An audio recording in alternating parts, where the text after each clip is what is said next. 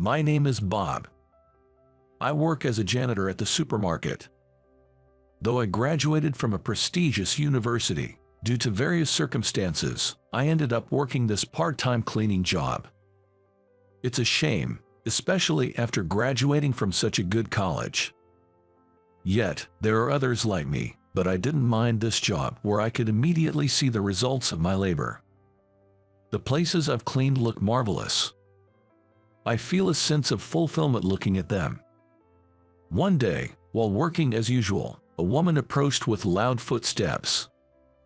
She was furiously scratching her head, clearly in a bad mood. Her name is Catherine, a skilled and beautiful department head from one of our suppliers. She's a talk of the town at my workplace. Catherine is said to be very competent but has quite the sharp tongue. If she realizes you are below her, she'd look down on you or ridicule you, which is why I never got along with her. Oh boy, here comes trouble. I hope nothing bad happens. Thinking this, I tried to avoid her by moving to a corner of the hallway. But for some reason, Catherine came closer, seemingly to tease me. Cleaning, huh? Seems like the perfect job for life's losers, she sneered. I am used to such comments, so I just forced a smile and brushed it off. Maybe feeling a bit better, Catherine started walking away. Well, today wasn't so bad after all. I thought to myself, relieved, but then, the unexpected happened. Catherine tripped over some cleaning equipment nearby, almost falling. She yelled at me. Why the heck is there cleaning equipment here? What if I had gotten hurt? I thought she was the one at fault for not looking where she was going, but pointing that out would have just added fuel to the fire. I apologized, saying I'm sorry. But her anger didn't subside. I'm sorry, don't you mean? I deeply apologize. Don't belittle me just because I'm a woman. With that, she threw her drink onto the floor. Iced coffee splattered everywhere, and the commotion drew a crowd of employees. Oh no, this is getting out of hand because of me. But I was too flustered to do anything. With no sign of the situation cooling down, a coworker who saw everything went to call the store manager. The manager hurriedly came, listened to the story, and tried to calm Catherine down. But she showed no sign of remorse.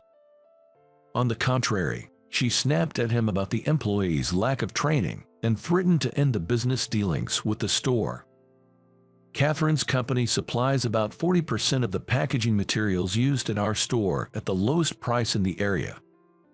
Ending the contract with her company would increase our store's costs by several tens of thousands of dollars annually.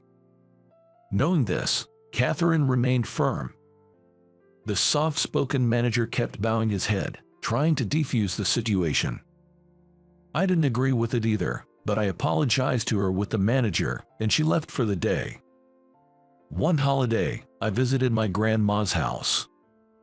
Given the continuous hot days, I brought her cold treats and fruits. With a smile, she said thank you and accepted them graciously.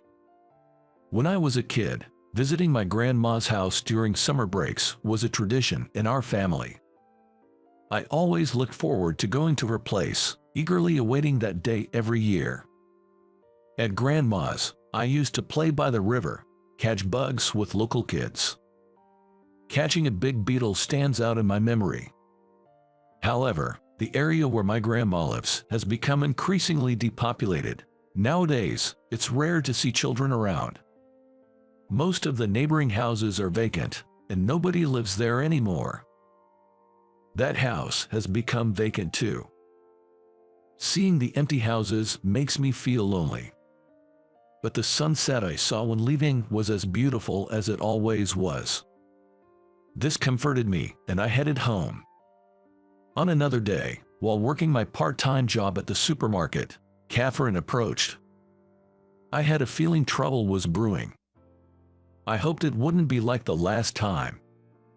With that thought, I quickly moved the cleaning supplies to a corner.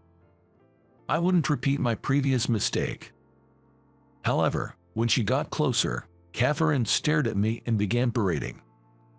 There's something filthy about janitors. Aren't you embarrassed to do this kind of work, despite being a man? I was so taken aback by her rudeness that I was rendered speechless. Just then, some top executives who were there for a store inspection overheard our conversation. Don't know who you are, but that's quite a way to talk to our employees, aren't you, being a woman, also working in sales? Unaware that one of them was the CEO, Catherine snapped back. What's wrong about being a woman? Working in sales has nothing to do with being either a man or a woman, you know. Don't act like you know everything. I was shocked at her words. She had just said, despite being a man, to me. The store manager rushed over, looking flustered. Mr. Smith, thank you for your visit on this hot day. Oh, Catherine, you're here too. The manager introduced Catherine and CEO. It seemed Catherine didn't realize he was the CEO, and she looked taken aback. While Catherine was at a loss for words in shock, the CEO gently admonished her. You shouldn't say things to others that you wouldn't want said to you. It's not right to judge people based on their occupation. Besides, Bob here, while working his janitorial job, is also making social contributions. We fully support his initiatives, and we collaborate with the local government in backing his efforts. You see, while working my janitorial job, I had started an NPO to address community issues. The NPO that I started provides shopping assistance in depopulating areas. My grandma was the one who inspired me to do this. I graduated from a prestigious university and landed a job at a major trading company, which was my first choice. Traveling the world and making a difference was my dream. But the demanding nature of the job overwhelmed me, and I quit after just 6 months. This wasn't how it was supposed to end up. Having never faced any significant setbacks before, this was my first real failure. Feeling utterly defeated, I secluded myself in my room. My mom, worried about my reclusive behavior, told me to at least deliver some groceries to Grandma's. Her house, located in the mountains, was quite far from the town. Shopping there was a hassle, so my mom would buy supplies in bulk and deliver them once a week. With nothing else going on in my life, I figured I should at least help out with that. Feeling somewhat better after a while, I took on the task. It felt wrong to keep hiding away.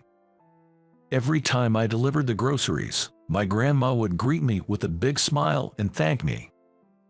Overwhelmed by the demanding work and having lost my confidence, those words meant the world to me. It made me realize that even I could make a difference. Because of this newfound joy, I started visiting my grandmother's house nearly every day. As I visited her more often, I also started interacting more with her neighbors. At first, it was just casual greetings, but soon we began having longer conversations. One day, a neighbor said, "If it's not too much trouble, could you do some shopping for me too?" They were suggesting I shop for them as well while getting items for my grandmother. Most people in this area have their own cars. However, as they age, driving becomes a concern, and carrying heavy groceries can be a challenge. Lifting a heavy bags into and out of a car can indeed be strenuous. I decided to help out within my capacity. Around that time, I had started a part-time job to support myself. I was working in janitorial services at a supermarket, a job I continue to this day. I couldn't leech off my parents forever. So, I decided to start with a part-time gig. Despite my job, I continued assisting with shopping during my days off or after work. I wanted to see everyone happy. Although it was physically draining, the gratitude I received kept me motivated, enabling me to push through the fatigue. Then, one day, while I was off and doing my usual bulk shopping at my workplace, the manager approached me. "Bob, you're off today, right? Why are you buying so much?" The manager had noticed my frequent large purchases and was curious. I explained how I was assisting my grandmother and her neighbors with shopping. The manager then praised my actions, expressing admiration for my initiative. He is usually reserved, so I was genuinely surprised by his appreciation. As I was leaving, the manager handed me a beverage, saying, "Here, take this." Given the scorching day, the cold drink was a godsend. I thanked the manager and accepted the drink. I was deeply touched by his thoughtful gesture. About a month later, after finishing my shift, the manager called me into his office. Alone in the room, the atmosphere felt tense. "I have a bad feeling about this. Is the company facing issues? Are they going to let me go?" My anxiety was palpable. As I braced myself for his words, the manager made an unexpected proposition. "Bob, have you considered starting an NPO to assist with shopping?" An NPO? I was relieved, realizing he wasn't firing me. However, the idea of launching an NPO was far from my expectations. I never expected to hear such words from the manager.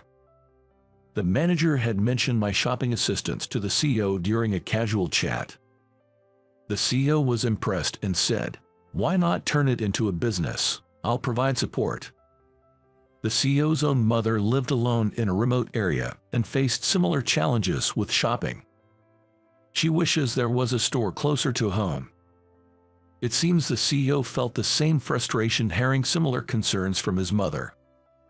So, when he heard my story, he suggested starting an NPO.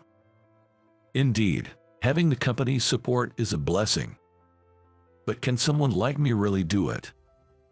I left the company I joined right after college in just 6 months.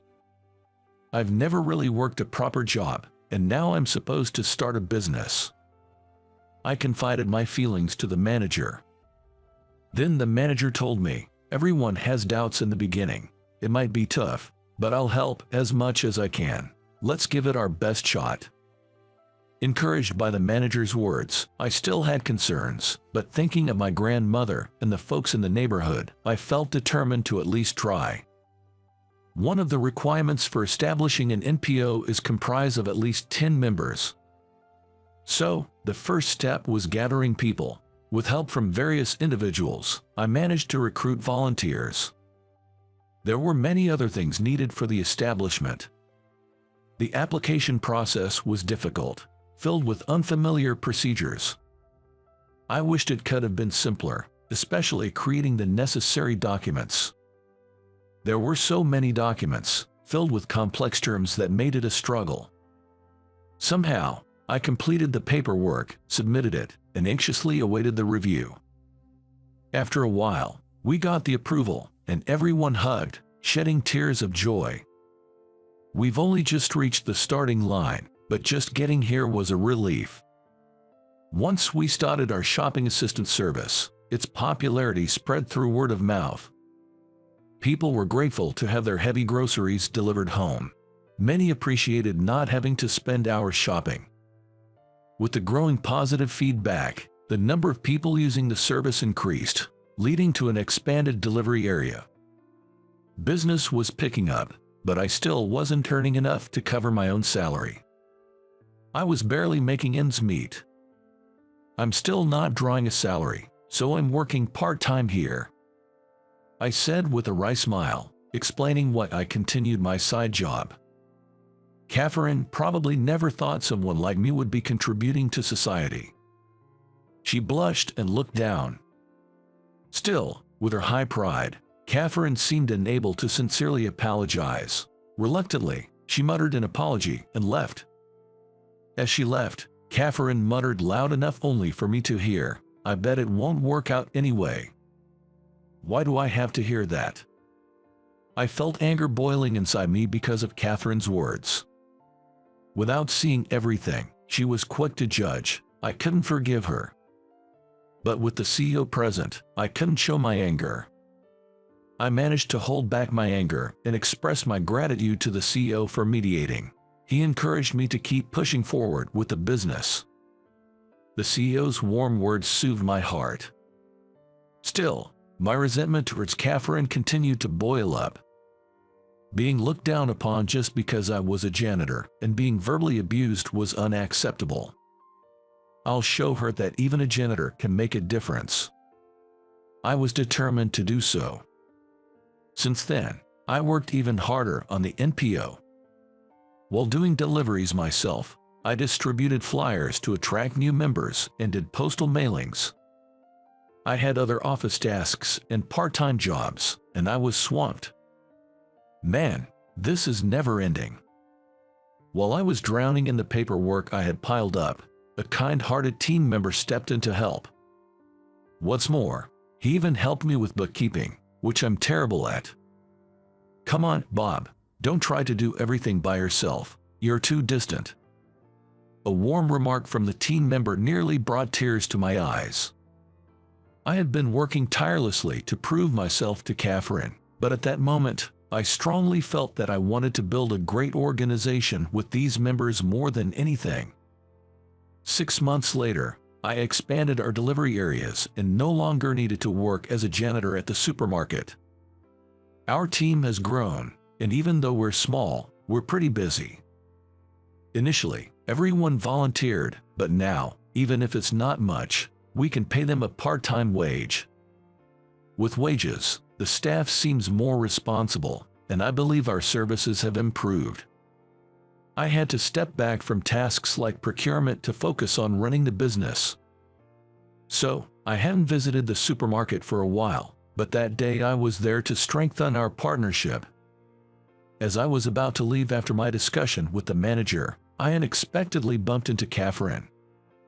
Memories of our previous conflict flashed through my mind, darkening my mood. Still, I managed to keep my composure and exchanged greetings. As I tried to leave quickly, Catherine stopped me. I'm sorry for the harsh words I said before. I was just so overwhelmed with frustration back then. What? I was shocked. I never thought someone as prideful as her would apologize. Catherine confessed and apologized for judging me based on my profession and looking down on janitors. She saw the hard work I was putting in and felt ashamed of her past behavior. Turns out, Catherine was going through a tough time back then. She had been harassed by people who didn't like the fact that she got promoted to department head. Especially at the company where she worked, the older ladies in the cleaning crew made some nasty comments towards her. They would say hurtful things like, "Who does she think she is?" or "A woman as a manager." This, combined with a deal that went south, led her to lash out at me. It is true that I've been receiving harsh words, but I also had preconceived notions about janitorial work being worthless. I'm truly sorry, considering it's essential for everyone's comfort. So, she had her struggles too. I was upset by Catherine's words back then, but understanding her situation now, I can't help but sympathize. It sounds like you've been through a lot. Please don't worry about it. As long as you understand, that's all that matters. I accepted her apology, and we reconciled. Keep up the hard work with your business. I'll be cheering you on. Thank you, Catherine. Keep proving that women can excel in managerial roles. She seemed surprised by my words, probably not expecting them. She probably didn't see that coming. Seeing her surprised expression made me burst into laughter. It's rare to see her not being serious. Seeing me laugh, Catherine also started laughing, and we shared a good laugh. I'm planning to provide services not only to the elderly but also to those living alone and receiving home care. If they have family who can visit them regularly, it's not a concern, but for those who can't because of certain circumstances or live far away, I think they'd benefit from some assistance. I aim to eliminate anyone's struggles with shopping. Every day, I keep striving towards that dream. Stop, let go. A voice, almost a scream, followed. Rushing towards the voice, I saw a woman, no, a girl, being held by her arm by someone in a black tracksuit. On closer inspection, she's wearing a school uniform. Hey, knock it off. I ran towards the two, forcefully making him let go of the high school girl. He clicked his tongue and ran away. Though the girl was saved, I ended up being really late for an important meeting. A few days later, when I went to the office, I was summoned to the CEO's office. "Bob, I'm thinking of sending you to one of our regional offices starting tomorrow." Even though I was late because I helped someone, the company was going to penalize me. Is this a demotion? Well, you can take it that way if you want. We can't have problematic employees here at the headquarters. You understand, right? With that said, I gave my brightest smile. "It's perfect, thank you. You can fire me instead of demoting me." "What?" My words left the CEO in utter shock. "My name is Bob. I work at a medical device manufacturer. Ever since I was in elementary school, after my father passed away from illness, I was raised in a single-mother household. I wanted to help people like my father. Even though I had the grades to go to medical school, due to financial constraints, I devoted myself to studying and extracurricular activities. I decided to work right after high school. Although I couldn't be a doctor, I was determined to be involved in the medical field and focused on job hunting there. Getting a job in the medical industry with only a high school diploma was challenging. My first choice was a well-known local medical device manufacturer called Johnson Manufacturing, but I ended up at another medical device manufacturer that had dealings with them. It wasn't Johnson Manufacturing, but it was a reasonably sized company, and I was honestly thrilled to have landed a job in the medical industry, which was my dream. "Bob, I got an offer from Johnson Manufacturing." I'll never forget the look on Mike's face as he ran up to tell me that. I had a classmate named Mike. Like me, he grew up in a single-mother household and, after high school, aimed to work in the medical field, so we job hunted together. At that time, Mike got a job at Johnson Manufacturing, which I had always admired. "Really, good for you." I said that to Mike, but deep down, I felt a pang of jealousy. When I was getting rejection notices, Mike was getting job offers. I felt like I couldn't compete with him, but deep inside, I wanted to surpass him someday. 3 years flew by since I joined the company straight out of high school. I got the hang of my job around this time, and a guy named Jake became the manager of my department. Manager Jake, who joined right after college, was decent at his job, and people, both in and outside the company, spoke highly of him, but behind the scenes, he looked down on me for coming from a single-parent household and not having a college degree. "Hey, do you really think Bob, a high school grad from a single mom's home, can handle such an important task?" Jake would say this so often, and he'd whisper so only I could hear. It was very annoying. Although it's true that I came from such a background and didn't go to college, I never retorted. But Jake seemed to take my silence as consent, belittling me daily. I tried not to let it bother me, but enduring it day after day was stressful. One evening, I decided to invite Mike out for drinks. At our usual bar, while I was venting about Jake and our company, Mike just quietly sipped his drink. Despite being with the company for the same amount of time as me, Mike had already become the youngest department head in Johnson Manufacturing's history. The company had a strong focus on nurturing young talents. I envied him, seeing how we both had similar backgrounds, but he had climbed the corporate ladder so much faster just because he joined a different company. "Man, you are so lucky, becoming a department head," I said, a bit drunk. Mike replied, "Bob, do you realize how much time you waste by just talking and complaining? What?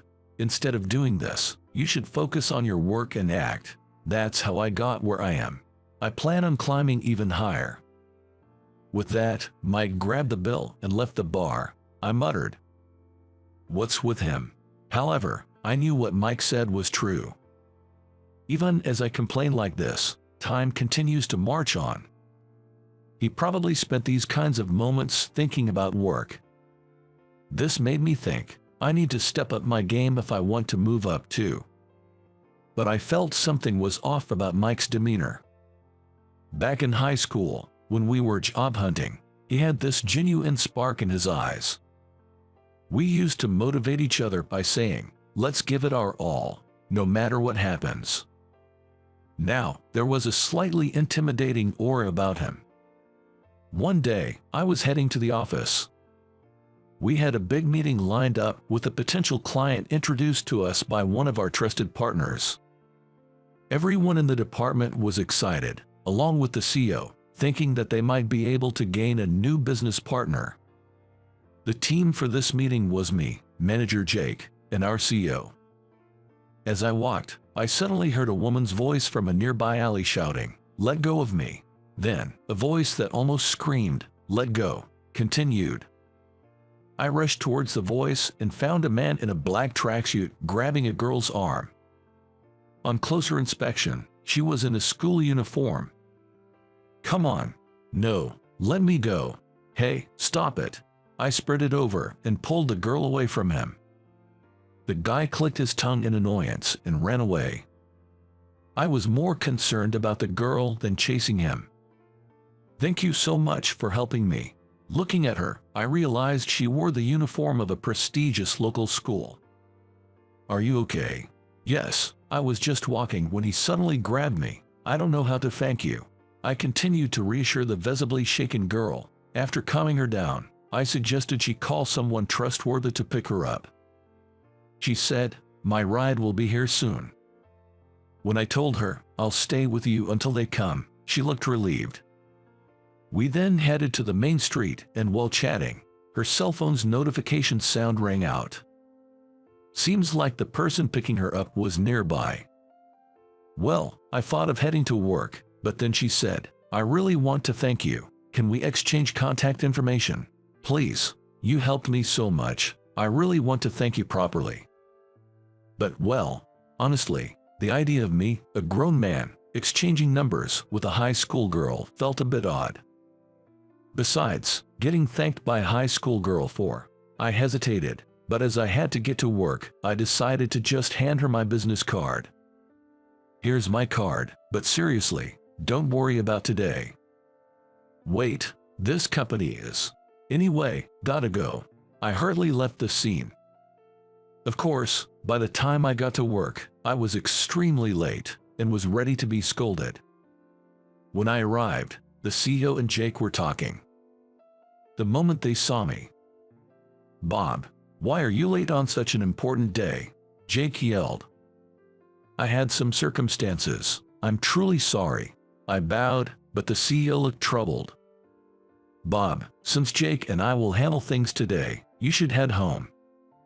"But why? Do you really expect us to trust someone who's late on such an important day? Just go home.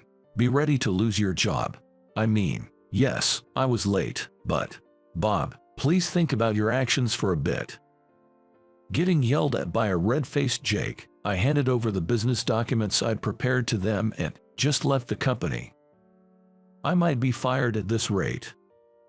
From my point of view, I'd simply done what any decent person would. However, to the CEO and Jake, who didn't know the circumstances, I was just some guy who came in late. Even if I explained in detail, I wasn't sure they'd believe me. The fact that I'd been punctual without any absences up until now might have made this tardiness especially significant in the CEO's eyes. Lost in my thoughts at home, my work phone rang. The incoming number wasn't registered, but thinking it might be work-related, I answered. "Hello, Bob speaking." "Is this Bob? I'm the girl you helped earlier."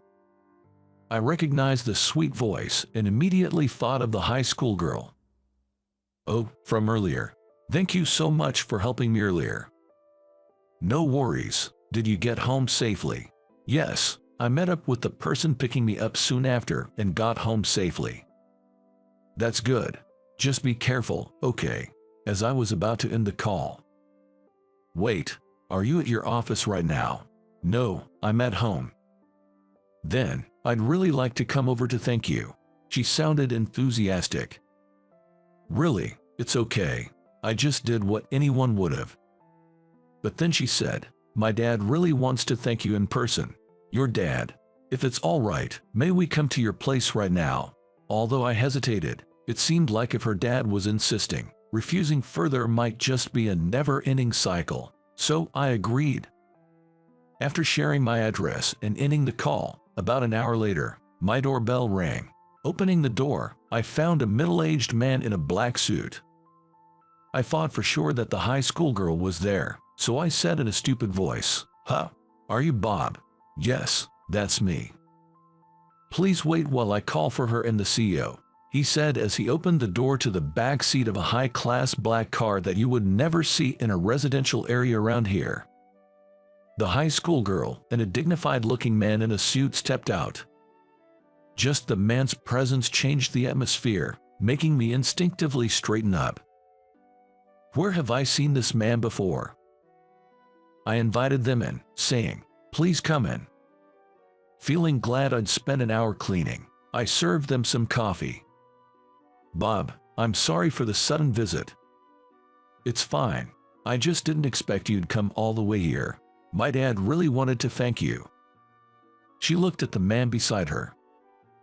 "I knew it, he's her father." "Thank you for helping my daughter. I'm truly grateful." The man bowed. "No, I'm glad that your daughter is safe. I never imagined my daughter would be targeted. I'm sorry for the trouble." A man suddenly handed me his business card. When I took it and looked, my eyes widened and I let out a surprised, "Huh?" On it was a name I hadn't expected at all. The next day, as soon as I got to work, I was called into the CEO's office. As I approached, to my surprise, Jake was with the CEO. Then, the CEO told me I was being transferred to a regional sales branch. "Bob, starting tomorrow, I'm thinking of having you go to the regional branch." "CEO, is this a demotion?" "Well, you can take it that way if you want. We can't keep problematic employees at the headquarters, please understand." Hearing those words, I flashed my brightest smile. "That's perfect, thank you. Instead of a demotion, you can just fire me." "What?" The CEO's eyes went wide at my words. Smiling, I took an envelope out of my bag. "Actually, I've been thinking of resigning. Here's my resignation letter." "Resigning?" "Yes, I've already secured my next job." "Where are you?" Before he could finish, I interrupted. "There's someone here who'd like to meet the CEO." I then opened the door and let the person in. CEO and Jake were once again in shock. "Mr. Johnson." Yes, this man was the CEO of Johnson Manufacturing. The high school girl I helped yesterday turned out to be Lisa, the only daughter of the CEO of Johnson Manufacturing, whom I had always admired. He came to express his gratitude directly. Even though Lisa is still in high school, she's in line to be the next CEO of Johnson Manufacturing. So he was truly grateful that I helped his only daughter and future CEO, Lisa. He thanked me several times. "My daughter showed me your business card, and when I saw the company name, it seemed familiar. I'd like to expand our business with the company you're working for. Of course, I'd specifically like you to be in charge." "I appreciate the offer, but the thing is..." I then recounted the events of today, explaining that I might get fired. After hearing this, CEO Johnson asked if I could accompany him to the company the next day. "I heard you're thinking of letting such a great employee go. What on earth are you thinking?" That's why I brought him with me today. Neither the CEO nor Jake could keep their mouths shut at the appearance of CEO Johnson, whom they had not expected. But this Bob has shown poor professionalism, and just the other day he was late. That's why we were thinking of this relocation. He was late yesterday because he was helping my daughter when she was in trouble. But what about his alleged poor professionalism? Well, he tends to slack off and supposedly takes credit for others' work. Did you see this yourself? No. Jake reported it to me, right? The CEO glanced at Jake, who shifted uncomfortably, murmuring, "Well, you see. Do you really believe he'd act like that?" "No, Bob has always been a hard-working guy since he joined." "Then why judge him this way and plan to demote him?" You are thinking of relocating Bob based solely on hearsay. The CEO squirmed, clearly uncomfortable. CEO Johnson sighed. It's unfortunate Bob isn't being evaluated fairly. If this is how you feel, I think he'd be a good fit at our headquarters. And so, I left my old job and began working at Johnson Manufacturing, a place I had always admired. Lisa was thrilled, and Mike gave me a friendly challenge. You won't outdo me. There's a significant difference in scale and staffing between my old job and Johnson Manufacturing, so I knew I had to give it my all to keep up. Every day was a grind. A few months later, the guy who assaulted me got arrested. Lisa called out to me. Really? Who was he? Some 20-year-old guy I've never met. You don't know him? No, I saw the photos, but I've never seen that person before. The police also seemed to suggest that the culprit was just following orders from someone. Someone. Who could it be? He said he got the job offer in DM after posting on social media about being willing to do anything for money. He's never met the person who gave him the instructions, and they only communicated via social media. That means there's a mastermind behind the attack on Lisa. I wondered if it might have been a rival company, but I couldn't come up with anyone like that. Time flew by, and both Mike and I continued to work at Johnson Manufacturing. I got promoted and became a department head. Meanwhile, Mike made even bigger strides, becoming an executive. Ever since I started here, I've been amazed at Mike's capabilities. The CEO has always been fond of Mike's work and intelligence. Now, Mike has become something of a right-hand man to the CEO. I also strive to keep up with him, working hard every day. Lisa graduated from high school and enrolled in a state university. She's now in her senior year. She's set to join Johnson Manufacturing next year and has told us about her determination to work hard. For now, she's enjoying her final year in college. In fact, Lisa and I have become quite close. Once she started coming to the office, we naturally began to interact more, and it didn't take long for us to get along well. Of course, we started dating after she graduated high school. I was thinking how great it would be if I could support her in both her personal and professional life. But then one day, I got a call saying Lisa had been attacked again. During the attack, Lisa fought back fiercely. In the process, she was pushed by the assailant, fell, and broke her arm. But the noise drew attention, and the attacker was arrested on the spot. To my shock, the perpetrator turned out to be Jake. My previous company, which I had left, had gained a bad reputation for the CEO's misjudgments and had lost many of its clients. Though not bankrupt, the company had significantly downsized. Jake was laid off, blamed for the company's declining reputation. He was struggling to make ends meet with odd jobs. Then, someone handed him a bundle of cash and asked him to attack someone. He was told that if he succeeded, he might even get a job at Johnson Manufacturing. So, he attacked Lisa. Soon after this revelation, a cop appeared in front of Mike and me. "Mike, we'd like you to come to the station with us." Mike went with the police and didn't come back. That day, Mike was arrested. It turns out that Mike was the one who told Jake to attack Lisa, and the one who had previously asked him to attack Lisa in a back alley. "I really wanted to become the CEO of Johnson Manufacturing," he said. "Why did you do it?" I asked when I visited him. "If you become CEO, you'll get a lot of money, right?" Mike's family ran a small business. His father had fallen ill and couldn't get proper treatment because they didn't have enough money. I remembered Mike lamenting this over drinks once. If she was out of the picture, I could have become the CEO. And it's true. If Lisa hadn't been set to take over, Mike would have been the most likely candidate. He was that good. "With more money, I could have everything," he said with a smirk. I couldn't feel sympathy for the man in front of me, having done what he did for such selfish reasons. I never saw Mike again after that visit. A few years later, Lisa became CEO, and I currently work as an executive. With Lisa's youthful ideas, Johnson Manufacturing has grown as a bigger medical device company. Our sales are skyrocketing, and the company is thriving. Lisa and I got married and now have 3 children. We're living a truly happy life, with both our work and home life going smoothly. Even now, I always think about how things could have been different if Mike hadn't gone down that path. But he made his choices. He had plenty of time to rethink them.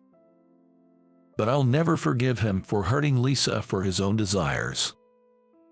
Every time I see Lisa smile, I'm genuinely grateful she's safe. I feel it's my duty to mentor my subordinates and children so they never make choices like Mike did. I hope they'll grow up to help those in need. Who knows, they might have a dramatic turn in their life, just like mine. Oh man, this is seriously bad. In the midst of this heavy snow, for some reason, she's wearing a miniskirt with bare legs and high-heeled boots. Her hair is long, a light brown, almost blonde, and loosely curled. She's like the perfect example of a gal. What is there a gal here of all places? The situation was so unnatural that I was at a loss for words. My name is Jason. I work as a system engineer for a company. As the name suggests, a system engineer manages and maintains the web systems used by the company. Sometimes, I have to work at night, outside of regular business hours, to make adjustments. If there's a problem, I could be called in, day or night, and it's not unusual to be on standby all day just in case something happens. It's a pretty tough job. Hey, can you come right now? The lines are totally down, and we can't get any work done. It was the weekend, and I was off that day. However, in the evening, my boss, Mitch, called me in. Mitch is a self-centered guy who bosses people around as he sees fit. He seems to think that as long as he's okay, that's all that matters. Even though I finally had a day off, I ended up having to go in for Mitch's weekend work. Due to the cold wave since yesterday, the weather this weekend was unfortunate. I drove to the office since I didn't know what time it would end. Eventually, it was close to 9 p.m. when we finished. Outside, it was heavily snowing, and the snow had already piled up, with hardly anyone around. "You have a car, right? Give me a ride." Mitch, who had finished getting ready before me, said that as if it were obvious. According to the online news, the trains were all delayed, and the stations were overflowing with people. Mitch's house is in the opposite direction from mine, but in this situation, I probably wouldn't be able to go home without giving him a ride. Reluctantly, I decided to drive him home. But I was too optimistic. When we went outside, the snow was nearly knee-deep, and there was a wind like a hurricane. Also, perhaps due to the wind direction, there was a pile of snow near the entrance of the parking lot. The lack of other cars might be a factor. In a panic, I went back to the office and took 2 shovels, Wellingtons, and rubber gloves from the janitor's locker. First, I have to shovel the snow to get the car out. "Mitch, can you help me out here?" Me. Why? It's your car, you do it." "It's my car, but I can't drive you home like this." Saying that, Mitch reluctantly picked up a shovel and began to move the snow little by little, without much enthusiasm. The snow kept piling up as soon as we cleared it. Due to the extreme cold and wetness, we silently shoveled away until we cleared enough space for the car, but Mitch didn't even bother to put away the tools and quickly got into the car. He even had the audacity to start the engine and turn on the heater. I sighed and put them away for both of us. I left the wet tools propped against a nearby wall to dry. When I got back to the car, Mitch was glaring at me, saying, "You're slow, you slug." At this point, his self-centeredness was almost refreshing. However, just as we were about to finally get in the car and leave, we heard a sound. It sounded like a car horn, What's that? Is something wrong? Maybe someone needs help. Forget it. More snow is piling up. I'm done with shoveling. Mitch insisted on leaving, but the horn kept going off. I just can't help but be curious.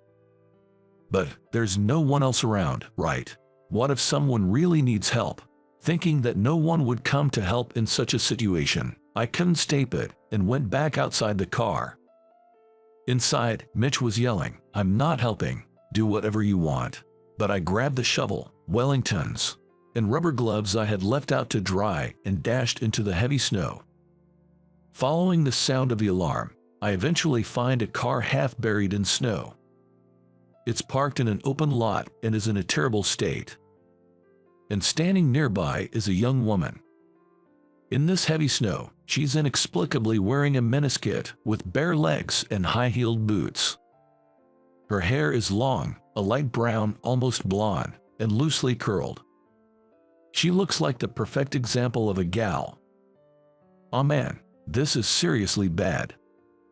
The gal is putting her hands in her pockets and checking the contents of her bag over and over. What's wrong? The car won't open. It looks like I lost my key or something. It's really bad, right? Wait, if you don't have the key, the car won't move, right?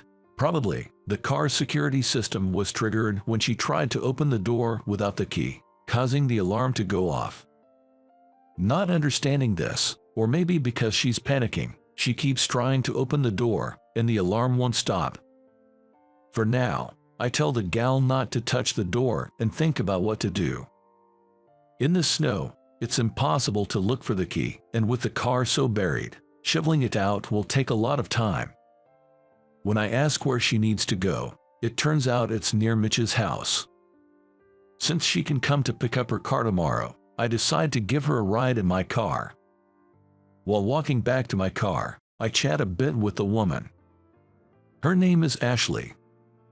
Her grandfather, who is in the hospital, is not in life-threatening condition, but she got a call saying he wasn't feeling well and rushed over in the heavy snow. Her grandmother and mother are busy with work, so she often helps out with her grandfather's care and household chores. She's also interested in caregiving and is studying to become a care manager. I was really doted on by my grandpa, and since my grandma and mom are working, it's just natural for me to help out, she says casually, without bragging about something quite extraordinary. Judging by her appearance and the way she talks, I had assumed she was frivolous and feel guilty about it. Really? That's impressive. Sorry, I just looked at your appearance and thought you were just some gal. I honestly say that and apologize for my misunderstanding. For real, that's crazy, but everyone thinks that, so it's fine. I'm a gal after all. She laughs off brightly. More importantly, I'm going to post this on social media, so take a picture of me. She starts taking pictures with the heavy snow in the background. Let's take one together as a memory. I'll cover your face. She includes me in the picture. She immediately edits the photo and posts it on social media with the caption, "This snow is crazy." I'm relatively young myself, but I wouldn't think to do something like that. I haven't had many opportunities to interact with someone like Ashley, but it's refreshing and quite interesting. "You're so slow. What were you doing?" The snow must have piled up again. When I return to my car, Mitch is furious, having to wait. Moreover, the entrance of the parking lot is starting to get buried in snow again. I admit we're late, but his attitude is unacceptable.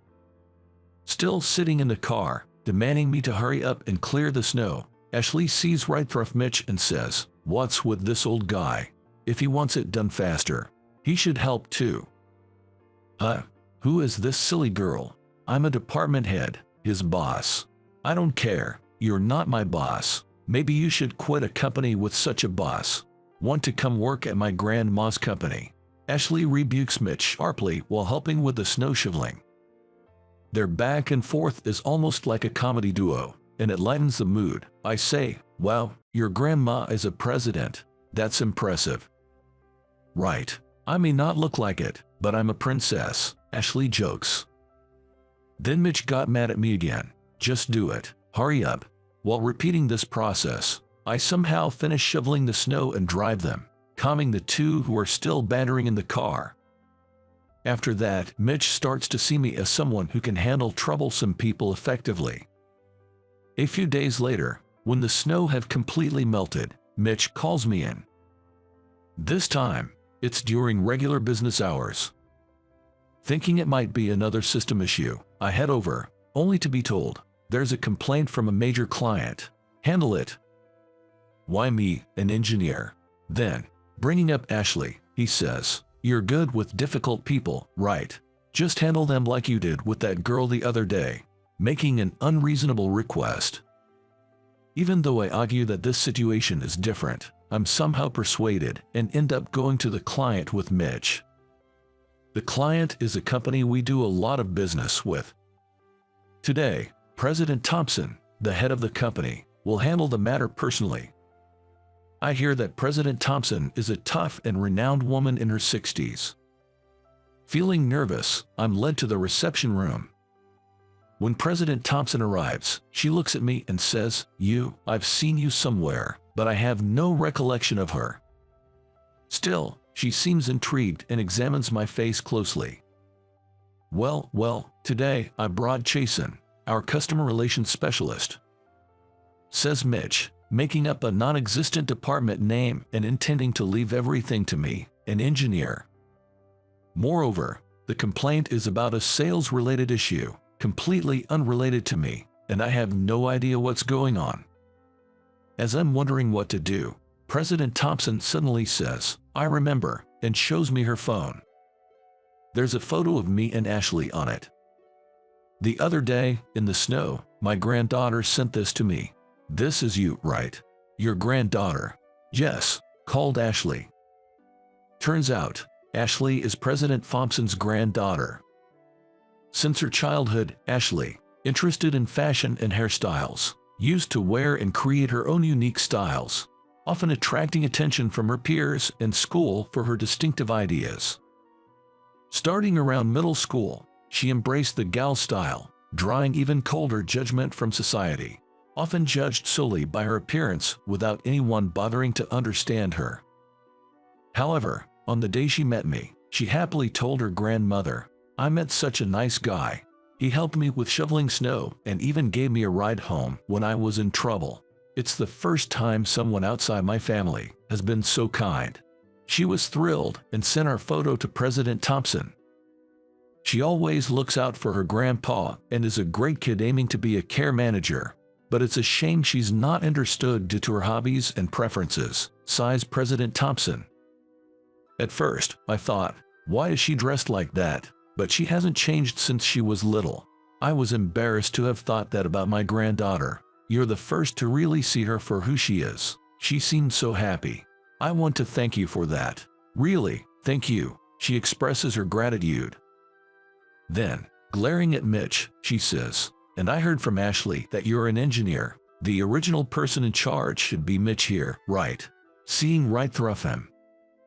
It seems she has always had a lack of trust in Mitch's casual approach. Meanwhile, Mitch turns pale upon hearing what President Thompson had to say. He must be regretting speaking ill of the president's granddaughter. Then, Mitch's phone rings. It's a call from the company, and Mitch's complexion worsens even more upon answering. Apparently, a video that seems to feature Mitch has been posted on social media. The video, uploaded from Ashley's account, shows the interior of my car on that snowy day. Though the faces are hidden, it's clear that it's from when I was driving Mitch and Ashley. What's up with this gal? What a waste of time helping someone like her. I'd like to see what her parents look like. Such a foolish girl. Mitch is caught on video hurling insults at me and Ashley. The comments are overwhelmingly critical, saying things like, that's awful. I wouldn't want a boss like that, and it's become a hot topic on social media.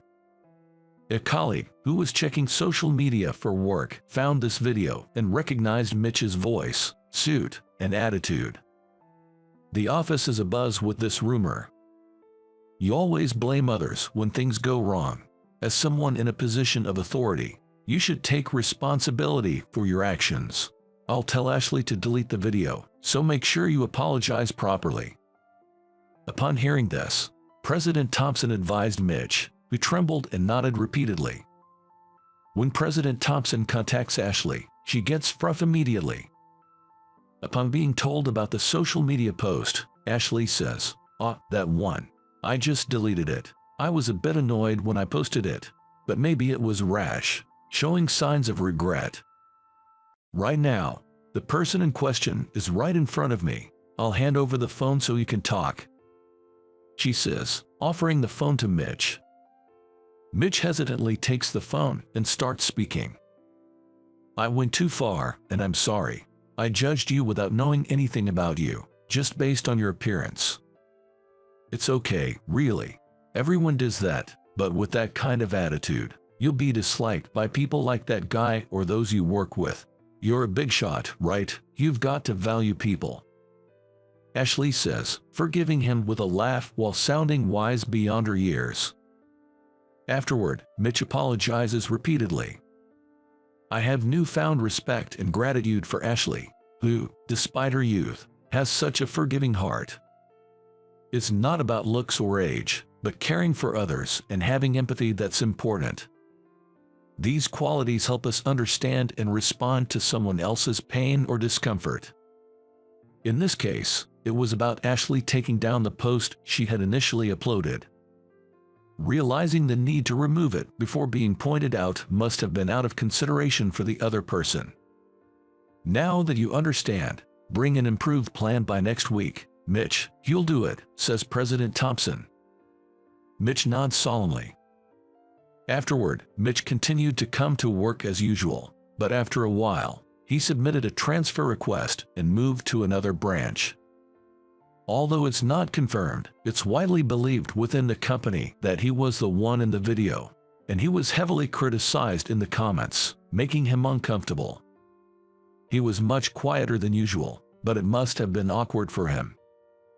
At his new branch, I hope he always remembers Ashley's words.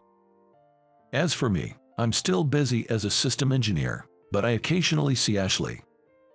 She was still a gal for a while, but one day she suddenly decided to quit being a gal, changing both her appearance and the way she spoke.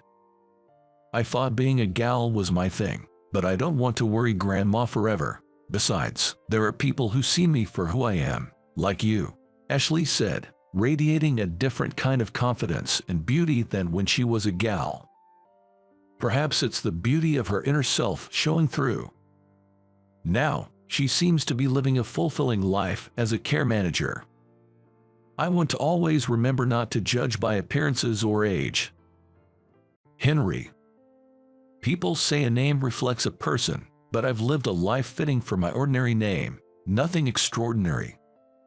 Perhaps the one saving grace is having my dear wife, the most important person in my life. My wife, Emily, was diagnosed with dementia by our family doctor. I met my wife decades ago, a memory now far in the past. Our marriage was what you'd call an arranged marriage.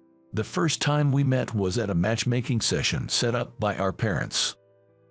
Young people today might find it unbelievable, but arranged marriages like ours were quite common in our era.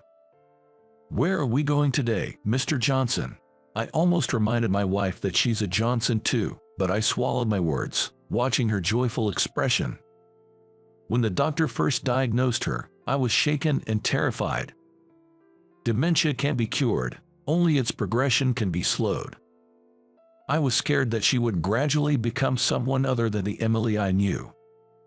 But even now, Emily is still here, her innocent laughter, reminiscent of our younger days, dazzlingly bright to me. "Let's go somewhere a bit further today." As I took her hand and stood up, my bones creaked. Though I no longer have the youthfulness of those days, my heart still races a bit when I hold her hand. We held hands and boarded an express train, heading towards our destination. The train is quiet and calm during weekday afternoons, with few passengers. As the train moved away from the city, the scenery changed, with more greenery appearing. While the scenery brought back nostalgia, the thought of what lied ahead excited me. I'm feeling really excited, she said. Between the train's rhythmic movements, Emily said exactly what I was thinking. Looking at her, I saw a childlike smile. Is this your first time seeing this scenery? Asking with a faint hope, I watched her ponder before nodding in response. I see. Even though I knew she wouldn't remember, the realization brought a poignant mix of sadness and loneliness. Our family doctor said that dementia symptoms vary from person to person, and some may lose their most precious memories. If that's true, this scenery might have been very special to Emily. It could have been a memory she didn't want to forget. Thinking this way somehow settled my heart. Yet, I still wished she could remember. As I was regretting my question, Emily softly murmured, "Even though it's supposed to be my first time seeing this, it makes me feel so warm inside. Probably because I'm with you, Mr. Johnson." Seeing the wrinkles around her eyes stretch with her smile made my regrets seem to disappear. When we got off the train, we could see a high mountain in the distance. Then, we took a bus deep into the forest, arriving at a hotel surrounded by trees. We finally made it. Standing in front of the hotel, named Green Mountain, my hands trembled, maybe from nervousness. It seemed Emily felt the same way. Why do I feel so fluttery? Have we been here before? It's strange, I don't remember, but it feels familiar, she wondered, tilting her head. I simply smiled back, saying nothing. I wanted to tell her that we had been here before and what this place means to us. But I didn't want to force her to remember. Even if she can recall, if today becomes a good memory, that would make me happy. Shall we go inside? Taking Emily's hand, we started walking. May I have the name on the reservation? It's Henry Johnson. As we opened the hotel's door, an elderly man in a deep blue suit stood there. The wrinkles at the corners of his eyes when he smiled seemed to embody his kindness. Noticing a pin badge on his chest, I read the name James Blue and the title manager. This gentleman is the manager. He seems as calm as the hotel's atmosphere itself. While I was lost in thought, the manager, Mr. Blue, let out a quiet sound, as if noticing something. Looking beside me, Emily seemed to not have heard him and maintained an indifferent expression. I wondered what that was about. For a moment, I was curious, but Mr. Blue soon returned to his smile, so I decided not to worry about it. "Everything is in order. Let me show you to your room," he said. We followed Mr. Blue. We were led to a room called Aurora, the most expensive room in the hotel. "This room is lovely, Mr. Johnson." As we entered, there was a large window overlooking a courtyard. Emily rushed to the window. Her eyes sparkled as she gazed at the view. The courtyard was filled with a variety of blooming flowers, and it was clear from just a glance that they were well maintained. The garden was renowned for its breathtaking beauty. The hotel was designed so the courtyard was visible from everywhere, but this Aurora room reportedly offered the most beautiful view of the garden. A spacious, open French-style room with a fantastic view. I was glad we chose this room. "The flowers are so beautiful," Emily commented. Emily has always loved flowers. I remember learning about this passion of hers during our matchmaking meeting. The garden at the place where our matchmaking was held was also quite beautiful. Back then, I knew only basic flower names like sunflowers and lilies, but she taught me about various others. I was so happy about that, so after several dates, when I decided to propose, I arranged for a bouquet of 100 roses at the restaurant in this hotel that had the stunning view we were seeing now. There was a scene like this in a movie I saw around that time, and thinking it was a great idea, I decided to emulate it. "Will you marry me?" As I presented the bouquet of 100 roses, Emily looked at me with wide eyes. Was that too cheesy?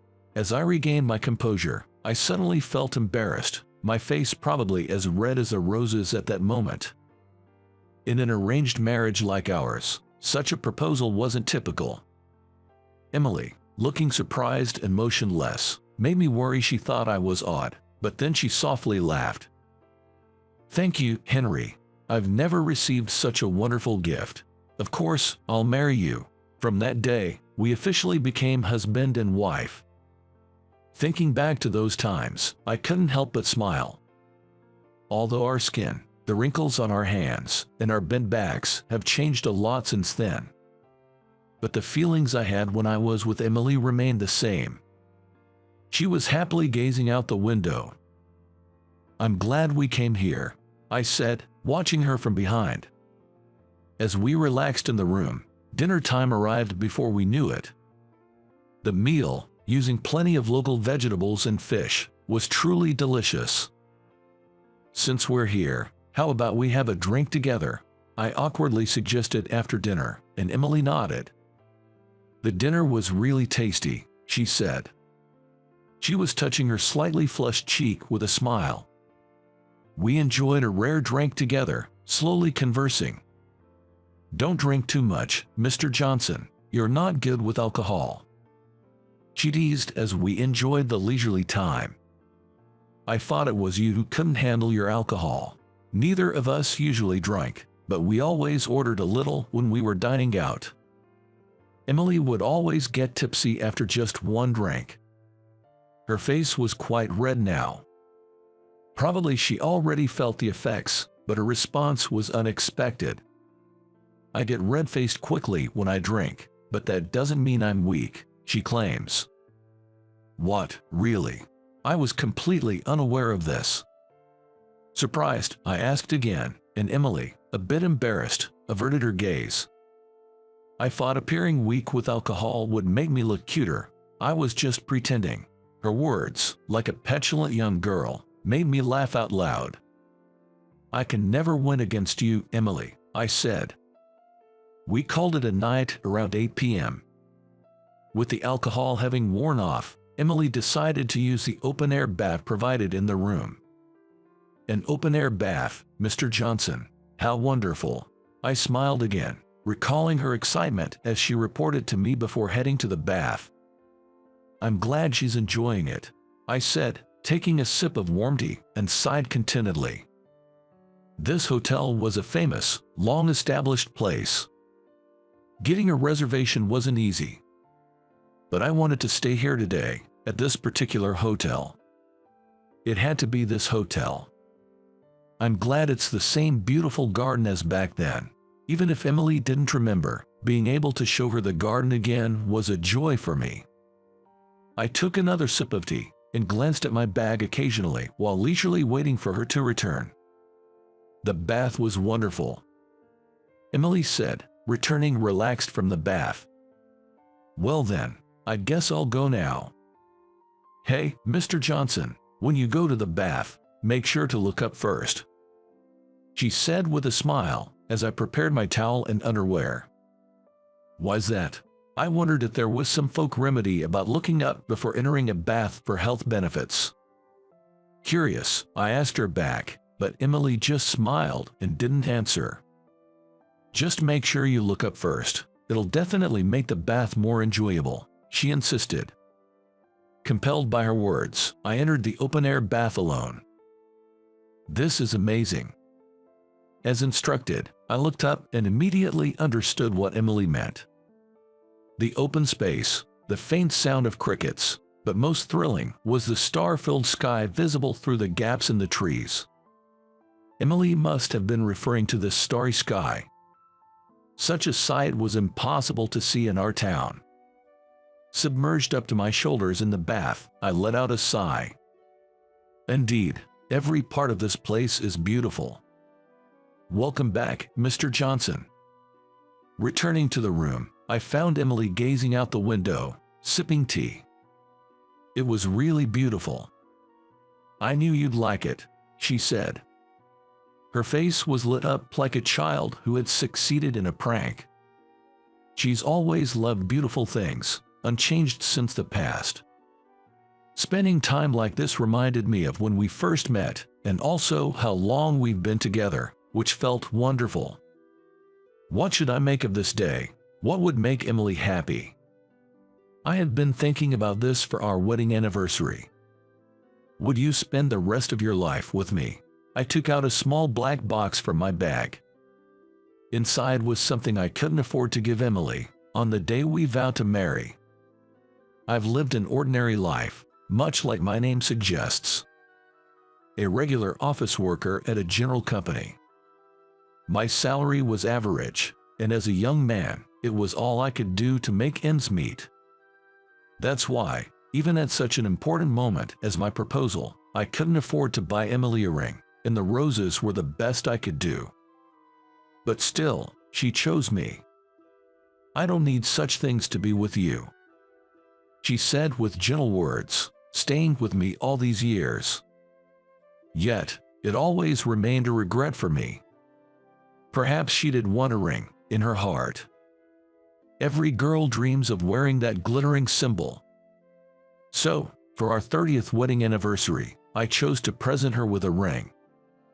I'm sorry for not being able to give this to you sooner. As I opened the box and showed her the ring, Emily looked puzzled. Mr. Johnson, are you giving this to me? Yes, I'm truly sorry for the delay. Is that so? She seemed to not fully understand what I was saying. Emily gazed at the ring, tilting her head slightly. It's beautiful. I took the ring out of the black box and slid it onto a ring finger. Then, Emily raised her hand, admiring the ring with a mesmerized look. Emily. What is it? She turned her happy face towards me as I called her name. I took out something else from my bag and presented it to her. It was a single rose. I might not be able to prepare a grand gesture like 100 roses anymore, but this one carried all my feelings. I thought the rose might seem underwhelming after the ring. Feeling a bit sheepish, I watched as Emily's eyes widened in surprise. Thank you, Henry. I've never received such a happy present, she said. I was startled when she called me by my first name. Since her illness, she had always referred to me by my last name. Emily looked at me steadily and gently grasped my hand. You even prepared a ring for me, such an expensive item. It must have been hard, right? But you know, I'm happy just being by your side, just being with you, she said, her eyes brimming with tears. Seeing her like that made me tear up too. I really can't match up to you, Emily. As I smiled softly, we both realized our tears were falling at the same time, and we ended up chuckling together. 30 years ago, I reserved a restaurant in this hotel, known for its garden views, despite having little money. I wanted to stay in this Aurora room but could only afford the restaurant. Though I couldn't afford a ring, I prepared 100 roses instead. I want to surprise her after dinner, I said. Understood. What a lovely surprise. The staff had agreed to my whims, and the day before, I had secretly left the 100 roses at the hotel. Looking back, they were very kind to a mere diner like me. It was an arranged marriage, and at that time, we had only met a month ago.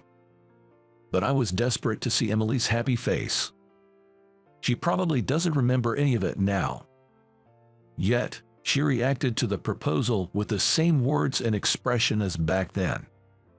I love you, Henry. I was so glad we could be here today, together in this place.